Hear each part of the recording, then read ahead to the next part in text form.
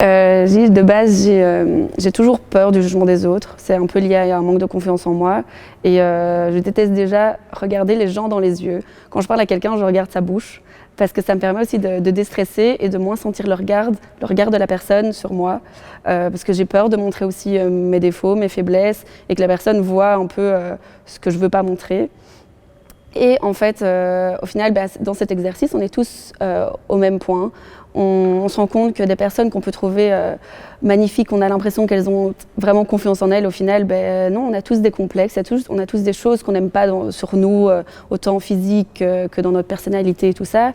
Et ça permet vraiment d'aller au-dessus de ça, d'apprendre à connaître les autres et de voir qu'au final, on est tous, tout le monde est vraiment bienveillant envers les autres. Comme dès le début, on nous impose le regard de façon très neutre, on est obligé d'entrer en relation avec l'autre de façon presque nue.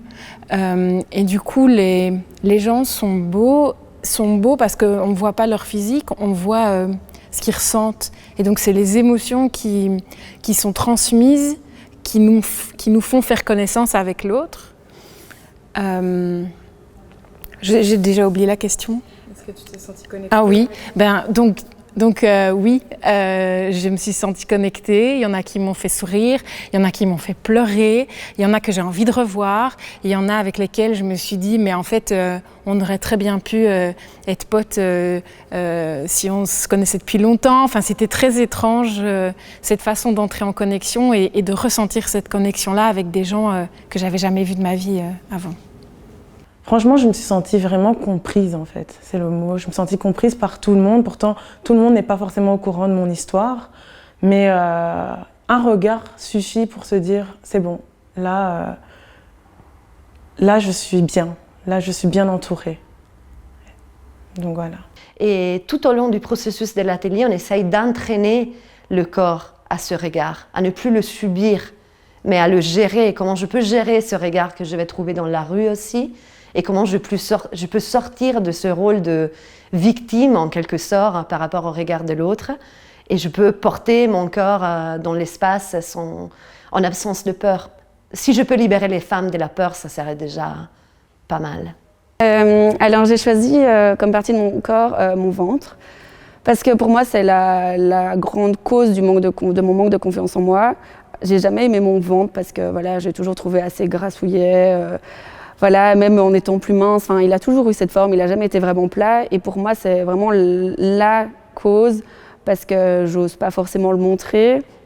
Ou je le montre parce que voilà, au bout d'un moment, tu fais avec, tu sais qu'il est là et il ne changera pas. Et donc c'est pour ça que je l'ai choisi, parce que pour moi, c'était important que mon ventre me fasse passer un message aussi. Parce que moi, je lui en fais un peu voir de toutes les couleurs aussi, parce que les régimes ou les trucs comme ça, quand tu le serres dans un pantalon beaucoup trop serré, voilà, tu lui fais des fois vivre un calvaire et au final, c'est bien un peu de se mettre à la place du ventre ou de la partie, peu importe la partie que les gens choisissent, de se mettre à la place de cette partie et que cette partie du corps nous adresse un message.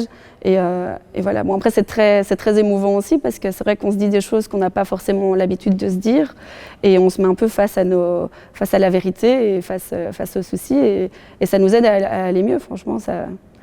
Ça soulage de faire ce petit texte comme ça soulage vraiment. Alors, moi, j'ai choisi de faire parler mon intestin grêle. Et pour quelle raison? Alors, pourquoi j'ai choisi de faire parler mon intestin grêle? Parce que justement, je suis en pleine réconciliation avec lui, pour le moment. Donc, c'était évident de choisir cette partie-là, même si c'est un peu surprenant et bizarre par rapport à ce qui nous est demandé. Mais vu le travail que je fais pour moi en ce moment avec cet organe-là, je ne me voyais pas de choisir un autre. Ce que j'ai découvert sur mon corps, c'est vraiment le cœur en fait. Mon cœur, je l'avais trop mis, je pense, de côté. Je pense que j'ai fermé mon cœur j'ai fermé mon cœur pendant longtemps. Et ce que je veux dire dans fermer mon cœur, c'est qu'il y a un moment donné, j'avais ma vie et je faisais les choses en m'en foutant de tout ce qui pouvait se passer en fait. J'étais vraiment en train de dire tu fais les choses et puis ça passe et puis tant pis, et je mettais plus du tout du cœur à l'ouvrage en fait. Et là, de faire cet exercice dans lequel il fallait qu'on sente chaque partie de notre corps, donc le cœur, ça m'a reconnectée avec et aujourd'hui j'ai vraiment envie de l'intégrer vraiment dans ma vie, quoi. Quand je fais quelque chose, de le faire vraiment avec le cœur et avec l'envie de le faire, parce que en n'y mettant pas, justement, en ne l'intégrant pas dans mes projets, je vois bien que j'abandonne très vite et tout de suite je peux mettre le projet que je vais mettre en place de côté. Mais là, en reconnectant les liens avec mon cœur, j'ai senti à quel point il a sa place dans ma vie et que c'est pas parce que j'ai souffert auparavant que je dois totalement le faire disparaître. Et là, ça a encore une fois reconnecté ma personne avec mon cœur. Donc c'est une écriture intuitive, hein, rien n'est préparé. Je suis l'intestin grêle de Bambi. Depuis quelques jours, elle me parle enfin. De son attention, bon sang, j'avais faim. Elle m'a carrément nié pendant des années. De moi, toutes ses mains, elle les a éloignées. Je n'ai pas eu droit aux caresses, je devenais jaloux de ses fesses. Je pense qu'elle m'a rempli beaucoup, qu'elle m'a pressé très fort, que je ne dépasse pas, jamais, comme si je n'existais pas, toujours. J'ai envie de vide, j'ai besoin d'être, j'ai envie de lui dire « elle vaut mieux qu'un paraître ». Elle m'entend, peut-être, elle me ressent, sûrement, et on va s'aimer passionnément. Donc, étant donné que moi, l'activité m'a permis de me reconnecter avec mon cœur, j'ai choisi mon cœur comme étant le membre de mon corps qui m'écrit une lettre. Et donc, il me dit ceci. « À toi, Blondie, je t'écris ces quelques lignes pour te dire à quel point je t'aime et à quel point c'est une réelle bénédiction pour moi de vivre dans ton corps. Ces derniers mois n'ont pas été de tout repos sur le plan sentimental et sur le plan amical.